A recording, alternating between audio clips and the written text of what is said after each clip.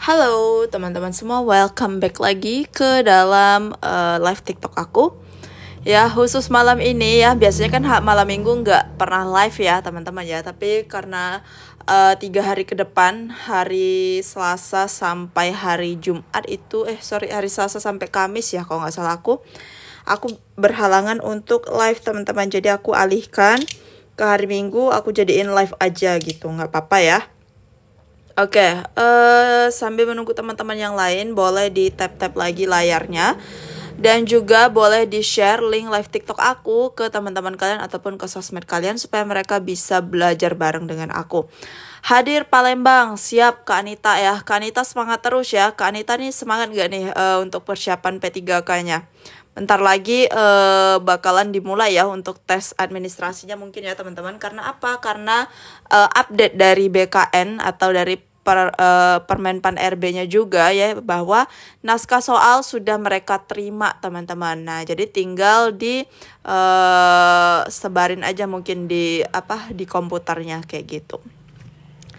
Semangat teman-teman, ya semangat ya, semangat untuk pejuang ASN tahun 2024. Semoga kalian diberi kemudahan untuk mendapatkan SK P3K-nya tahun 2024. Oke, nah ini dia soal nomor 1 ya teman-teman. Seperti biasa malam ini bakalan ada 10 soal. Silahkan jawab untuk soal nomor 1. Naik turun semangatnya, jangan naik turun dong Kak Anita ya. Jadi harus tetap konsisten semangatnya ya kayak gitu. Biar hasilnya nanti memuaskan ya kayak gitu ya. Oke, soal nomor 1. Dan untuk teman-teman ya bisa gabung juga ke dalam grup Telegram ya. Di sana tuh ada sekitar hampir 600 orang ya di grup Telegram biar kalian makin semangat juga persiapannya ya. Biasanya kalau rame temennya pasti makin semangat teman-teman. Jadi ada 600 orang untuk di grup terampil ya, grup bidan D3 atau terampil yaitu ada sekitar hampir 600 orang. Nah, kalian bisa bergabung di situ, bisa saling sharing ya, tukar pendapat dan sebagainya teman-teman. Buat kalian yang ketinggalan nanti aku upload ulang live-nya di YouTube aku ya, Aulia Sakinah Putri. Jadi silakan di-subscribe aja YouTube aku. Nah, kita lanjutin soal nomor 1 ya. Apakah nama refleks yang dilakukan? 13 baterai iPad-nya Kak. Oke. Iya, nanti aku chargernya lagi aku gunain guys. Nanti aku pakai. Seorang bayi telah lahir spontan ya 2 hari yang lalu di rumah sakit. Gerakan aktif TTV dalam batas normal ya. Kemudian berat badan 3000 gram. Kemudian panjang badan 49 cm. Dari hasil pemeriksaan tidak ditemukan kelainan. Kemudian dilakukan pemeriksaan refleks dengan cara menyentuh bagian pipi bayi dan bayi memberikan respon dengan cara mengikuti arah jari.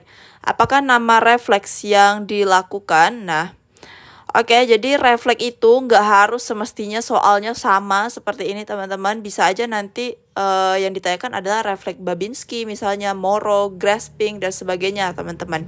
Ya, jadi nggak hanya terfokus pada refleks routing, refleks menyusui, menelan, kayak gitu ya.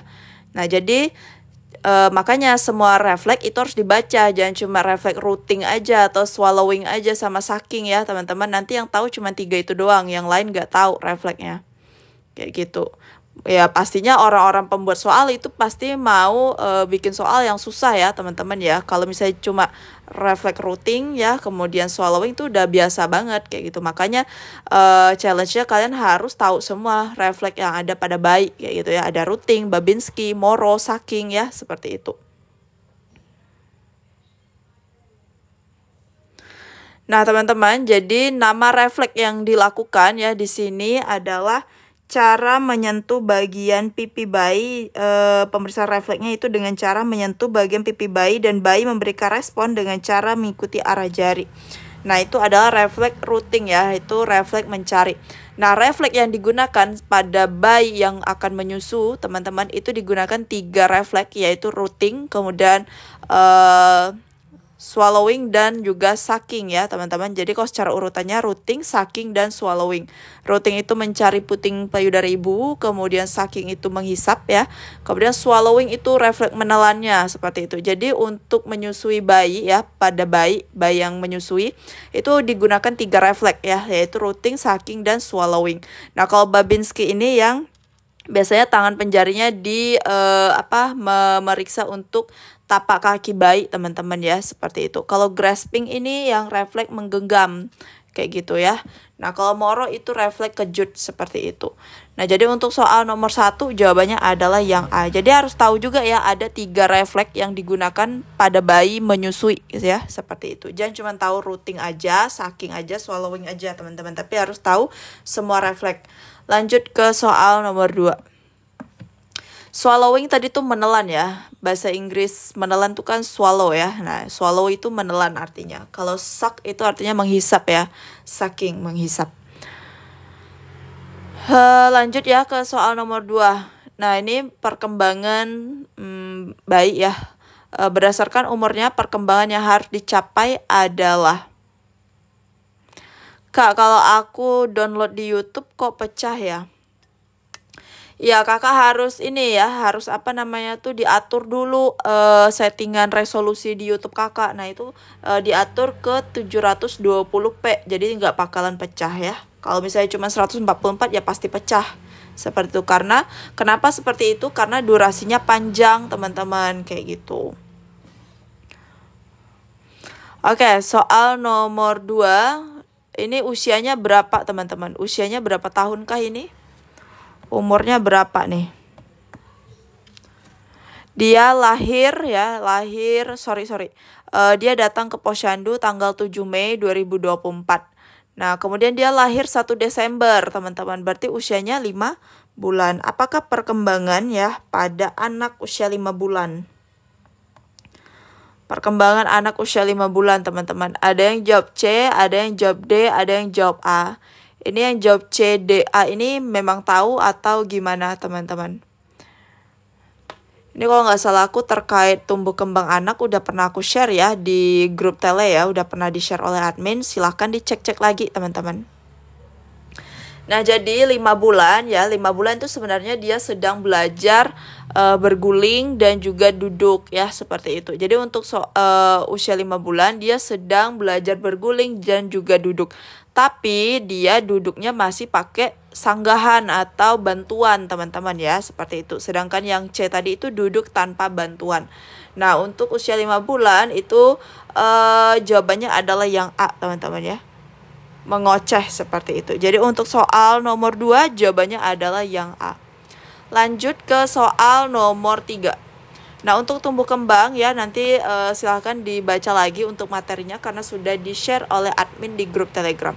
Nah hormon yang meningkat saat menyusui dan berperan produksi ASI adalah, silahkan dijawab untuk soal nomor 3. Ini terkait hormon ya, dan sebelumnya kayaknya pernah aku bahas juga soal hormon yang berperan terhadap ibu menyusui teman-teman.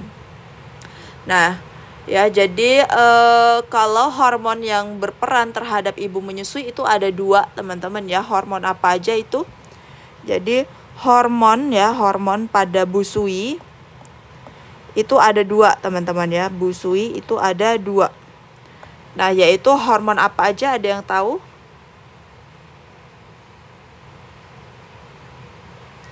Hormon oksitosin ya, oksitosin dan juga prolaktin teman-teman. Nah oksitosin itu berfungsi untuk pengeluaran ASI ya, pengeluaran ASI.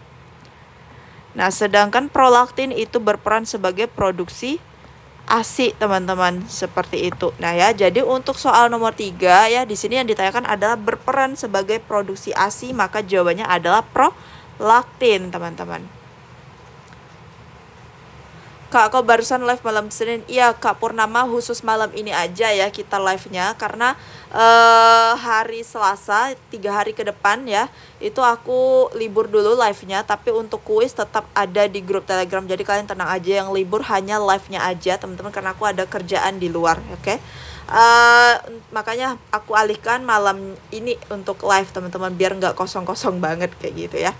Oke, untuk soal nomor 3 ya, ini jawabannya adalah yang D. Lanjut ke soal nomor 4. Thank you Kak Evi Carmila. Lanjut lagi ya ke soal nomor 4. Nah, ini terkait penyimpanan ASI. Penyimpanan ASI ada yang keluar ya. Kemarin ada beberapa yang dapat. Apa nama telegramnya Kak Iren? Nanti aku kasih tahu ya di akhir gimana cara untuk masuk atau bergabung ke dalam grup Telegram aku ya.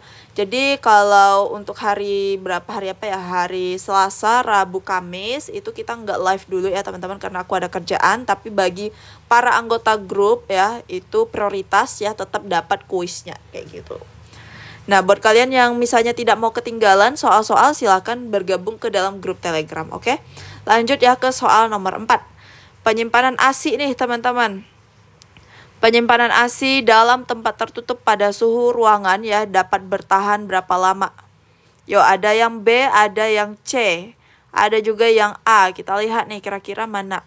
Ini kata kuncinya adalah penyimpanan ASI dalam tempat tertutup dan suhu ruangan, teman-teman. Kira-kira bertahan berapa lama? Di sini jawaban terbanyak adalah yang B. Kita lihat nanti ya, apakah jawaban yang terbanyak ini benar ya. Kapan Kak nggak ada live-nya? Hari Selasa ya, hari Selasa, Rabu, Kamis itu kita cuti dulu live-nya ya teman-teman ya. Oke, untuk soal nomor 4 itu jawabannya adalah yang C teman-teman. 6 sampai dengan 8 jam untuk penyimpanan ASI di tempat tertutup pada suhu ruang ya. Jadi jawabannya adalah yang C. Dan terkait suhu penyimpanan ASI udah pernah aku share ya di dalam grup Telegram. Silahkan dicek-cek lagi teman-teman. Lanjut ke soal nomor 5. Cara gabung grup Tele gimana? Nanti di akhir live aku kasih tahu ya Kakak Dewan. Oke, ini sampai nomor 4 tadi apakah ada yang masih benar semua teman-teman? Sampai nomor 4 apakah masih benar semua? Atau udah ada yang salah? Oke, lanjut ya ke soal nomor 5 nih, kayaknya bisa jawab semua deh. Di manakah lokasi penyuntikan vaksin imunisasi MMR dan bagaimanakah cara penyuntikannya? Silakan dijawab teman-teman. Salah satu Kak. Oke. Di sini jawaban terbanyak adalah yang A. Vaksin MMR ini isinya apa, teman-teman? MMR ini fungsinya untuk apa sih? MMR ini adalah vaksin untuk apa, teman-teman? Campak dan apa? Campak dan rubella teman-teman ya, campak dan rubella. Oke, nah jadi campak imunisasi MMR atau campak rubella ini itu dilakukan lokasi penyuntikannya adalah di lengan atas ya secara SC atau subkutan teman-teman ya, di bawah kulit seperti itu. Jadi untuk soal nomor 5 itu jelas banget jawabannya adalah yang A teman-teman. Lanjut lagi ya ke soal nomor 6. Ini kayaknya pada benar semua deh tadi. Silakan dijawab untuk soal nomor 6 teman-teman. Apakah derajat dehidrasi yang dialami anak pada kasus di atas? Silakan dijawab untuk soal nomor 6 teman-teman. Ya, pada seorang anak usia toddler ya, usia anak-anak nih, usia toddler tuh biasanya berapa sih? 2 tahunan gitu ya. Yang dirawat di ruang anak dengan keluhan diare, dilakukan pengkajian berat badan. Kemudian hasilnya menunjukkan anak memiliki berat badan 12 kg. Pada hari rawat ketiga, dikaji berat badan anak menurun menjadi 11 kilo. Nah, kira-kira derajat dehidrasinya apa nih? Dari 12 turun ke 11 kilo, teman-teman. Berarti dia turun 1 kilogram. Nah, ini kira-kira masuk ke dehidrasi mana? Sangat ringan, sedang, berat, atau sangat berat. Nah, ini yang pada tahu ya, teman-teman ya, untuk menghitung derajat berdasarkan kehilangan berat badan. Ada yang tahu rumusnya? Ada yang tahu rumusnya nggak nih? Terkait kehilangan berat badan, rumusnya. Klasifikasi dehidrasi berdasarkan kehilangan berat badan. Nah, jadi untuk dehidrasi ringan, sedang, dan berat itu beda ya, teman-teman. Jadi untuk dehidrasi itu dibagi menjadi 3. Ada dehidrasi ringan, sedang, dan juga berat. Nah, aku ada rumusnya ya. Sabar aku lihat dulu. Mana ya rumusnya ya? Nah, ini dia teman-teman. Nih, derajat dehidrasi berdasarkan presentasi kehilangan air dari berat badan ya pada bayi dan anak ya. Kalau dehidrasi ringan itu 5% dari berat badan. Ya, oke, 5% dari berat badan tadi 5% kali 12 ya, itu sekitar 0,6 ya. Tadi kan kehilangan berat badannya 1 kilo, teman-teman. Nah, kemudian dehidrasi sedang ya. Kemudian kita lihat dehidrasi sedang itu 10% dari berat badan. 10% dari 12 itu adalah 1,2, teman-teman ya, 1,2. Nah, tadi kehilangan berat badannya adalah 1 kilo, berarti hampir mendekati si dehidrasi sedang ini, teman-teman. Nah, sedangkan untuk dehidrasi berat itu adalah 15% dari berat badan. 15% dikalikan dengan 12 ya, teman-teman, itu banyak penurunannya. Aku kira kakak minggu nggak live. Sebenarnya hari minggu emang nggak live ya Kak Anandita. Cuman karena aku nanti hari Selasa, Rabu, Kamis itu berhalangan untuk live, makanya aku alihkan ke hari minggu aja, nggak apa-apa. Oke, jadi di sini jawabannya adalah dehidrasi sedang ya teman-teman ya. Nah, kita kembali lagi. Dehidrasi sedang tadi adalah rumusnya 10% dari kehilangan berat badan. 10% kita kalikan dengan 12 itu hasilnya ada 1,2 kg. Nah, berarti dia terjadi kehilangan berat badannya sebesar 1,2 teman-teman. Nah, ini di sini kehilangan beratnya berapa? Kurang lebih 1 kilo ya teman-teman. Maka dia masuk kategori dehidrasi sedang. Kalau misalnya dia 5%, misalnya di sini kehilangan beratnya sekitar 0,5 kg ya, berarti itu dehidrasi ringan ya, seperti itu. Jadi untuk soal nomor 6 jawabannya adalah yang C. Lanjut ya ke soal nomor 7. Live-nya setiap hari apa Kak? Live-nya itu sebenarnya hari Senin sampai hari Sabtu ya. Cuman hari Selasa, Rabu, Kamis itu aku berhalangan untuk live teman-teman. Makanya aku alihkan ke hari Minggu aja kayak gitu. Dan sebelum aku mulai live juga aku ada bikin story di TikTok aku bahwa malam ini tuh live teman-teman ya, jam 7. Oke, soal nomor 7. Nah, buat teman-teman yang ketinggalan, it's okay, nggak apa-apa ya, jangan khawatir ya. Karena nanti rekamannya aku upload ulang di YouTube aku, namanya Aulia Sakina Putri. Silahkan kalian subscribe ya. Oke, soal nomor 7. Manakah data yang harus diwaspadai oleh bidan? Seorang bayi usia 6 bulan ya dibawa ibunya datang ke posyandu ya. Dari hasil pengkajian ditemukan data bahwa berat badan lahir 2.800 gram. Kemudian PB lahir ya 42 cm, BB saat ini 7.300 gram. PB saat ini 63 cm. Ini LK ya, LK itu maksudnya lingkar kepala nih. Lingkar kepala saat ini 37 cm. Frontal anterior belum tertutup dan lingkar dada 35 cm. Manakah data yang harus diwaspadai oleh bidan? Nah, data yang mana teman-teman? Data yang manakah? Di sini ada yang jawab A ya. A itu fontanel anterior belum menutup. Fontanel berarti ini ya kayak suturannya bukan sih? Fontanel anterior itu bagian jidat ya teman-teman ya. Kemudian yang B lingkar dadanya itu 35 cm, BB 7.300 gram. PB 63 cm ya, LK 37 cm. Nah, fontanel anterior harusnya menutup pada usia berapa teman-teman? Ya, dan tahu nggak fontanel anterior harusnya menutup di usia berapa teman-teman? Ada yang bermasalah sama berat badannya nggak nih?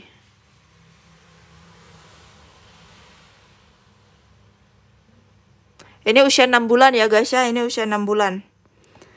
Nah, ada kira-kira data yang agak perlu diwaspadai yang mana nih?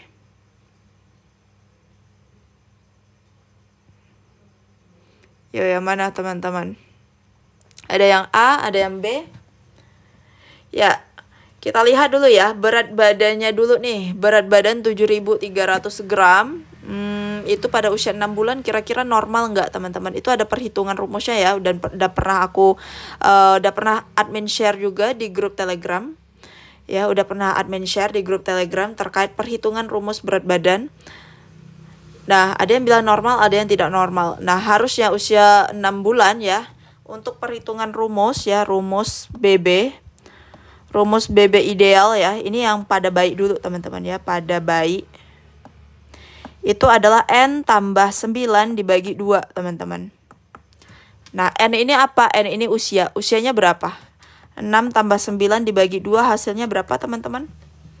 6 tambah 9 itu 15 ya. 15 dibagi 2 hasilnya 7,5. 7,5 kg atau 7.500 gram, teman-teman.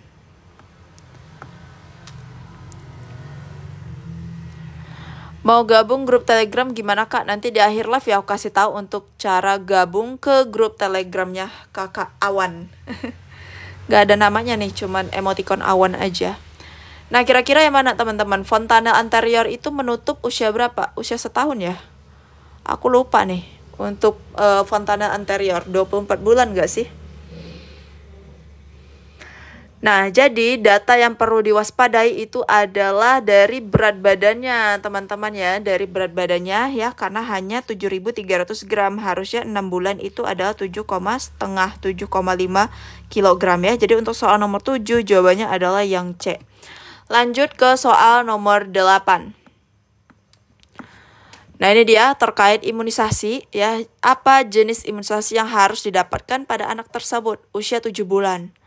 Usia 7 bulan ya, semua dalam keadaan normal nih. Imunisasi dia juga lengkap. Nah, di sini usia 7 bulan, imunisasi lengkap ya teman-teman ya. Berarti nggak ada yang nunggak. Kemudian BB-nya 10 kilo, PB-nya 110, anak tanpa aktif ya pada saat pemeriksaan fisik dalam keadaan sehat bugar. Kira-kira jenis imunisasi yang seharusnya sudah didapatkan teman-teman. Imunisasi apa nih yang harusnya udah didapatin? MMR itu belum ya. MMR ini pada campak itu 9 bulan. Ini juga bukan ya. BC bukan. Bukan. Nah, jadi jawabannya adalah yang D teman-teman ya, yaitu BCG pada usia 1 bulan. Kemudian lanjut DPT pada usia 2 sampai 4 bulan dan juga polio teman-teman. Oke, jadi untuk soal ini jawabannya adalah yang D. Aku rasa untuk soal nomor 8 benar semua nih. Lanjut ke nomor 9 teman-teman. Ini soal imunisasi juga. Apa jenis imunisasi dasar selanjutnya yang harus diberikan? Anak usia perempuan ya, anak perempuan usia 2 bulan dibawa oleh ibunya untuk dilakukan imunisasi. Ibu mengatakan anaknya akan dilakukan imunisasi selanjutnya. Hasil pengkajian anak telah diimunisasi hepatitis, BCG, polio 1. Nah, jenis imunisasi dasar selanjutnya teman-teman apa? Ya benar ya, berarti udah dapat udah dapat hepatitis B, kemudian BCG, polio 1, berarti pas usia 2 bulan itu dia harus dapetin DPT 1 dan polio 2 teman-teman ya. Jadi DPT itu sampai 3 kali, sedangkan polio itu sampai 4 kali. Nanti untuk umur 18 bulannya itu ada DPT lanjutan teman-teman ya. Nah, untuk soal nomor 9 jawabannya adalah yang A. Lanjut lagi ke soal yang terakhir nih. Nah, ini dia soal nomor 10. Silahkan dijawab teman-teman untuk soal nomor 10 ya. Soalnya kita baca bareng-bareng. Bayi A usia 6 hari dirawat di ruang Cempaka Rumah Sakit Harapan Anak. Saat ini bayi A tidak mau meneteki ke ibunya. Refleks menghisap kurang. Bayi sering tertidur, berat badan 1900 gram, bilirubin 15 mg per dl. Apakah intervensi yang tepat untuk mengatasi masalah nutrisi bayi tersebut, teman-teman? Tapi hari Minggu, Kak, dikira nggak live, Kak. Iya, khusus hari Minggu ini aja, teman-teman. Minggu depan nggak live ya. Khusus hari Minggu ini aja. Hari Minggu selanjutnya itu nggak live, teman-teman ya. Karena aku untuk ngalihin hari yang kosong 3 hari itu, teman-teman. Biar yang lain juga tetap kebagian nih untuk soal-soal live ya. Dan buat kalian anggota grup, tenang aja, walaupun kita cuti live 3 hari, tetap kok soal-soal kuis bakalan kalian dapatin. Nah, buat kalian teman-teman yang nggak mau ketinggalan soal-soal kuis ya, silahkan bergabung ke dalam grup Telegram.